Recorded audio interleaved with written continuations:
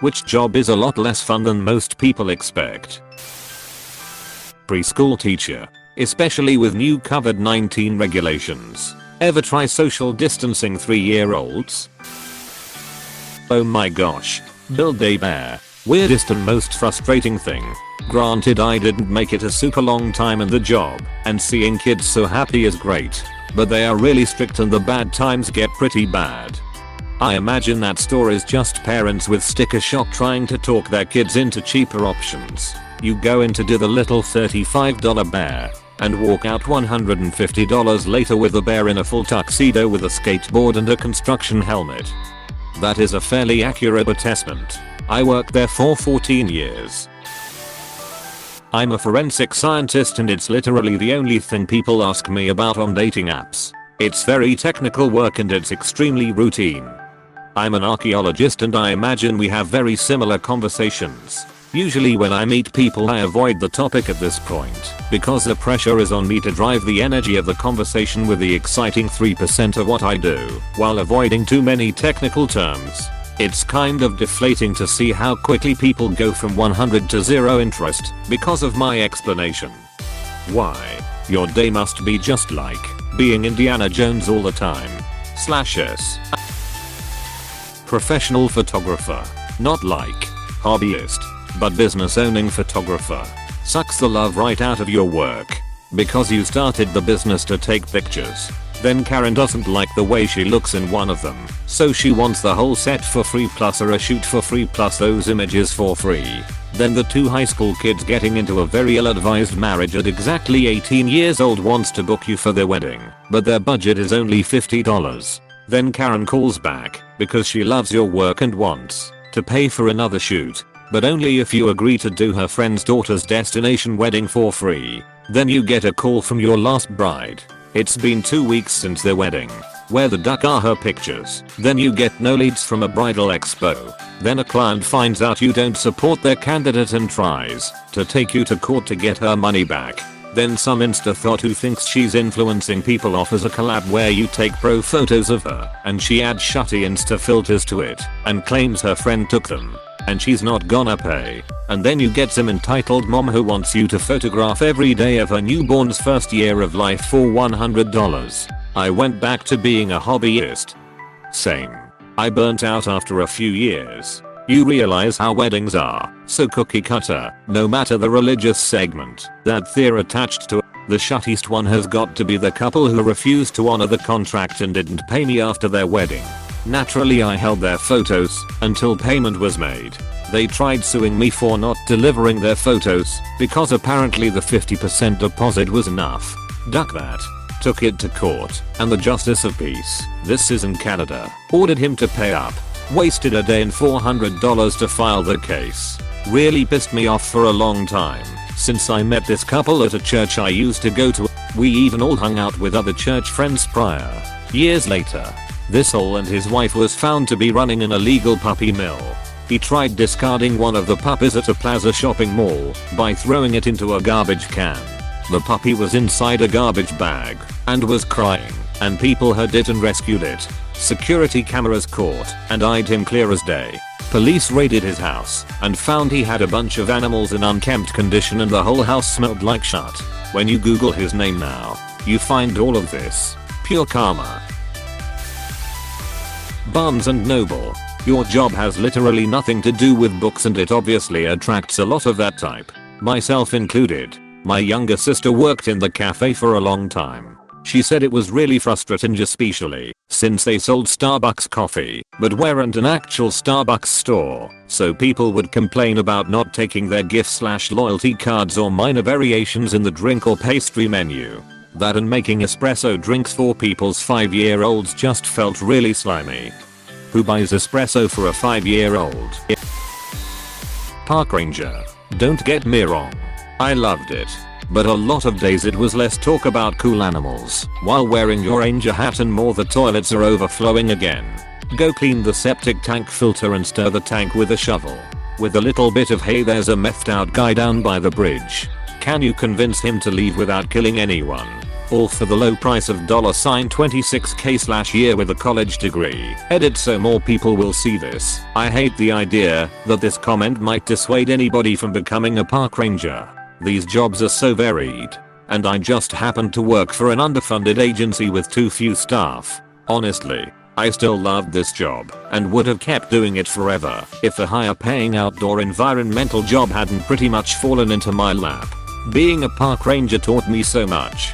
And most importantly, I got trained as a wildland firefighter, which is still my favorite part of my job. If you've always dreamed of being a park ranger, please go for it. This makes me kinda sad. One of those jobs I've always wanted and was thinking of pursuing when I leave the military. I spent my day-to-day on a safe boat doing water rescues and arresting people. I've never cleaned a septic tank, and I made $26k in the last 4 months. The pay isn't amazing, but the work is usually fun. I do closed captioning. While I joke that yes, I get paid to watch TV, it's actually very tedious. And if you don't actually enjoy the programming, you're being forced to watch something you don't care for. Or worse, if it's something I do enjoy like a long form drama, we usually chop those up into 15-minute increments and split between everyone. So I only see chunks, and not always even in order. It actually ruins the show for me. Edit. Wow. For a thread about my job not being fun. Did not expect the response for interested parties. To summarize the questions. Anyone who knows proper grammar and spelling can pretty much work the technical side of closed captioning. For love writing, you have to be a stenographer, which you need to train for with an associate's degree. If you're looking to do side transcription work, I'd recommend ordering a foot pedal online and looking into freelance sites such as Rev and Upwork. I can imagine it's tedious. My partner corrects YouTube videos sometimes, and that takes so long. As a deaf person, I really appreciate captions. So thank you for doing what you do. Thank you. We tend to get a lot of complaints from hearing-abled people who don't understand captions were mainly intended for the hard of hearing and deaf, so hopefully you get to read my captions and the viewing experience is still just as enjoyable for you. Working in a flower shop. It's just like any other retail job, but people constantly tell you how fun your job must be. Also, helping grieving families choose funeral flowers is not fun. For sure. Dealing with brides. Dealing with their mothers. Funerals. Sitting in traffic making deliveries. Waking up super early to get to the flower market. And so much bleach. I think I blocked brides out of my mind. My mom is the flower shop owner, so she handles most weddings, and she tells me all the time how much she hates doing wedding orders. It's so much pressure and extra work. I could go on for hours, honestly. I'm a marine biologist. I spent the last week measuring defrosted fish heads. The sea was angry that day. I said, easy big fella. Well, I'm a scientist. I don't know if people usually think of that career as fun. But I think people think it's a lot more eureka, and a lot less. This data has to be manually processed for 600 hours before I can *lyz it. Yup. As a bioscientist, it's never really eureka, and much more are my cells dead? Are my fruit flies okay? Are they going to fix the microscope? Will the microscope ever be free to book? Is 6 coffees too many? And a large part of my day is spent just doing tasks I need to do to keep my work running, i.e. making buffers, sorting fly stocks, splitting cells, cleaning things, etc. And yet I miss my lab. I will forever remember one of my lab mates yelling out my cells when we found out the CO2 had run out overnight. All the little bastards died just to spite us. And no, 6 coffees are not too many. Not a specific job, but traveling for work. I'm in tech, and a lot of people starting out talk about wanting to go to customer sites and get out in the field. I love to travel for fun, but it's hard to fit in the fun stuff when you have presentations and stuff to worry about, and a lot of times your customers aren't into fun cities anyway. I also think I prefer the stability and day-to-day schedule of traveling less frequently. I traveled 85+% for my job 4 years. Had a colleague who be *TCHED and whined that he was so jealous. Until he hit the road and quit after less than a year. Yes, I got to go to some amazing places. But more often than not I was in a crappy hotel in a crappy location. Even in great places, your colleagues or customers go home to their families, and as much as I love exploring alone, it does get lonely. Yes, my tiara hurts my head. Wow. I finally stopped when I got butted in a new and fairly attractive destination, and all I could think was, oh ugh.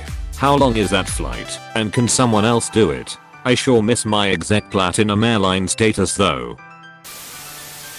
A pediatric nurse. Being a nurse for children and adolescents. Everyone in nursing school talks about how much they want to work with kids. The reality is that a pediatric nurse sees more cases of abuse and neglect than any other specialty. Doesn't matter where you are in a pediatric hospital, it's the thing you see most.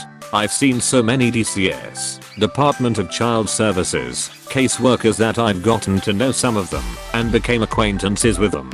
Sure, working with children and adolescents is great, but people don't think about the most essential piece of that puzzle, which is their families.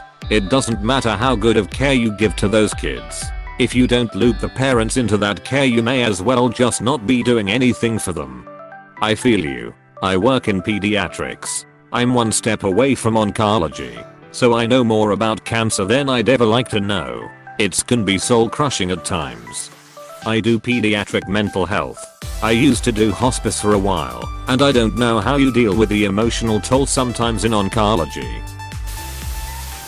Video editor. The more I do it, the more I can't be asked.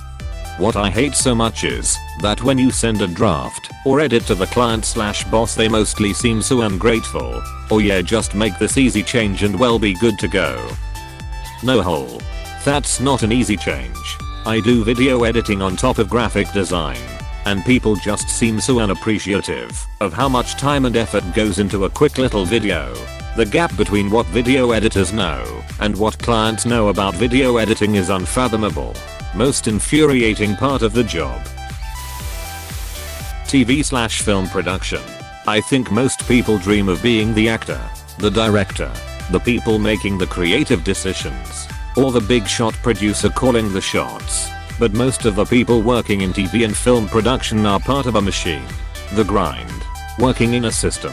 Trying to climb up to wherever they want to be. Many don't get to actualize their creative vision. Also, the industry can be project based, job security concerns, and location limited. Nice/la. Maybe other cities. Pay can be low starting out too, though it can be good if you work way up. But I did enjoy the type of people that worked these jobs. A little more fun than the business folk I work with now. Edit. Just want to note I have a lot of respect for the TV/film industry. I would go back to it, but I would be careful about what the job and career path was. Film is no joke. It's hard, unglamorous work, but so are a lot of other jobs.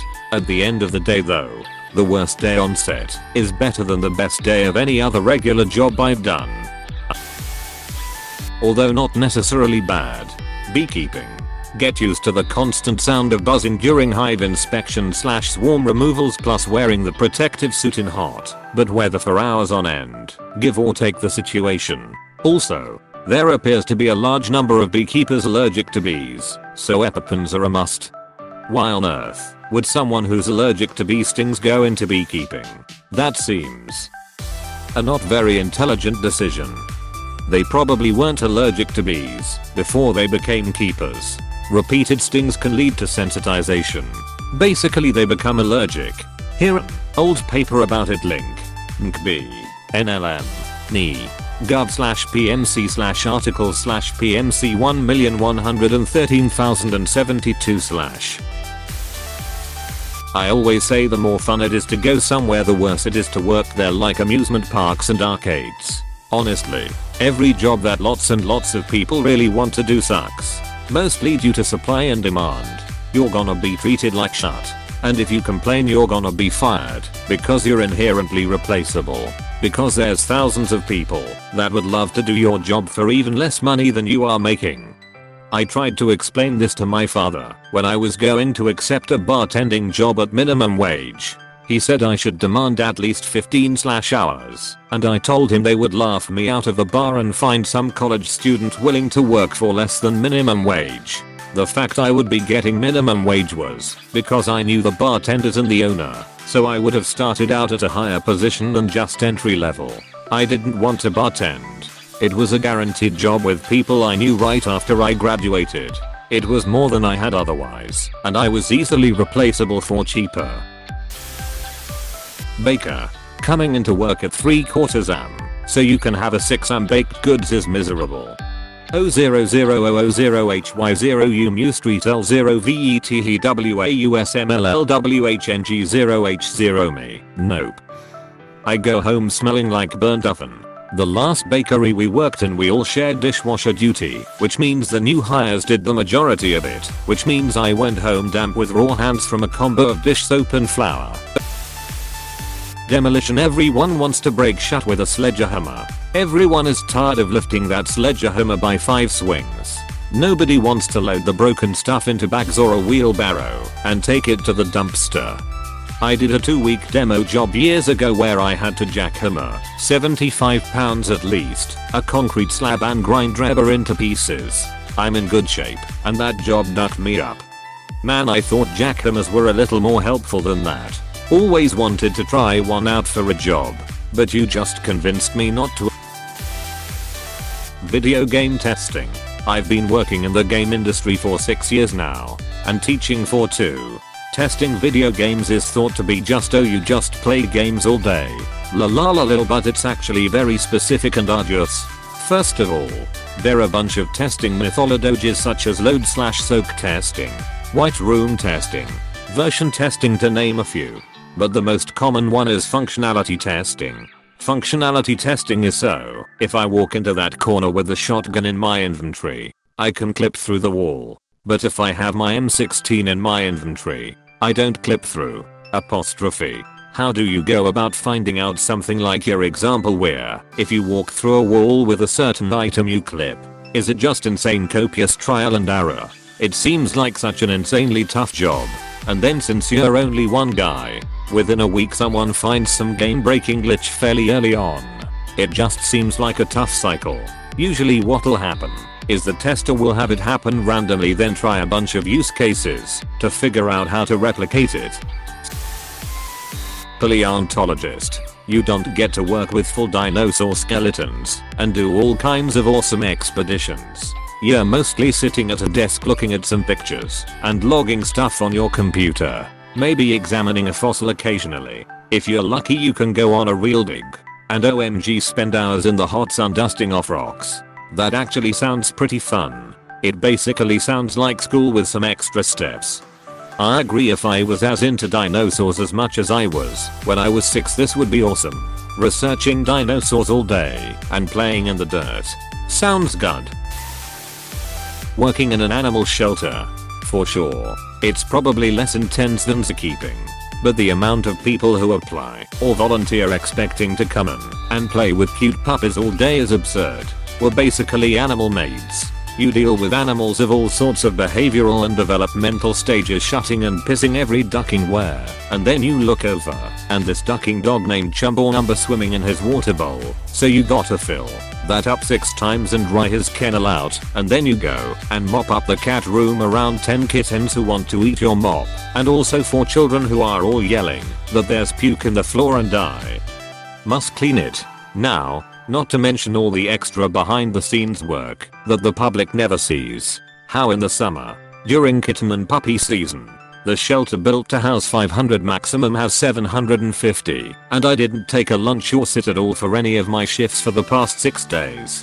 How the courts force us to put down animals that we know can be rehabilitated, but we don't get enough funding to fight it. How animal control just showed up with the 4th pregnant stray of the week, but intake is full and even double stacked in some cases.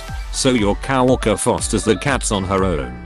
Not even to mention the shutty ducking people who do dumb shit and end up getting bit or scratched, and the animal is the one who bears those consequences. I'm the proudest shelter worker in the world. I adore my job, even at its hardest. I didn't sit for 9.5 hours today, and I found a cat turd in the cuff of my jeans, but it doesn't matter because a bonded pair of adult cats got adopted today. I took 6 applications this morning and the cat in bank 4 with the goopy eye is already looking better. And we sent a mama out to foster.